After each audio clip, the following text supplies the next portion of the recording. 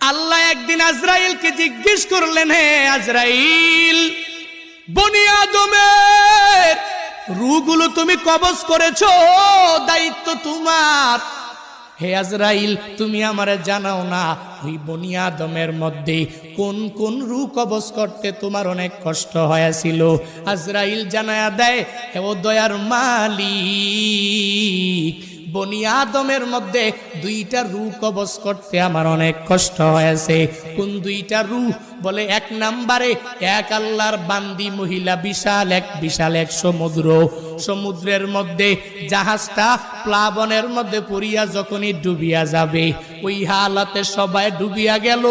এক প্রেগনেন্ট মহিলা, গর্ভবতী মহিলা কাঠের মধ্যে বসা, একটু পরেই এই মহিলা একটা বাচ্চা প্রসব করবে। তোমার কুদরতের কারিশমা, ওই কাঠের উপরেই আল্লাহর বান্দির একটু পরে প্রসব হয়ে গেল।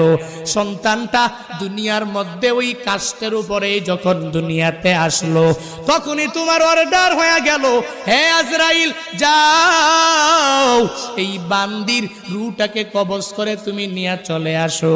আমি যখন ওই কাঠের উপরে ঝুলন্ত ওই মহিলার রূহটাকে কবজ করার জন্য যখন আমি চলে গেলাম, আমার মনের মধ্যে অনেক কষ্ট ওই সময়ে লেগেছিল।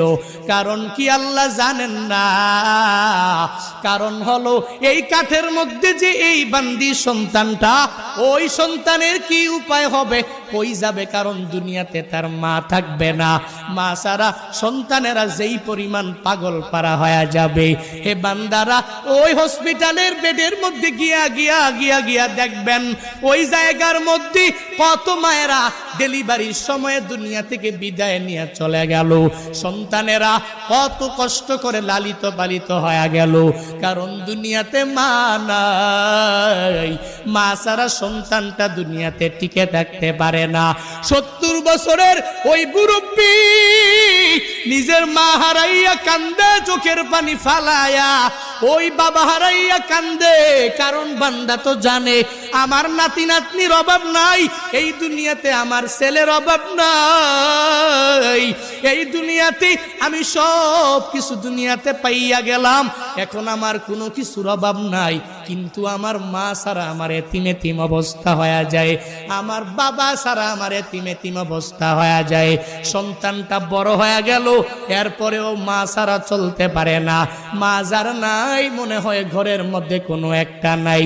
যার বাবা নাই, ওই বান্দা পূর্ণাঙ্গ ভাবে বলতে পারে, মনে হয় ঘরের মধ্যে টাকা আছে, সন্তানেরা আছে, বউ আছে, স্ত্রী আছে, পুত্রবধূ আছে,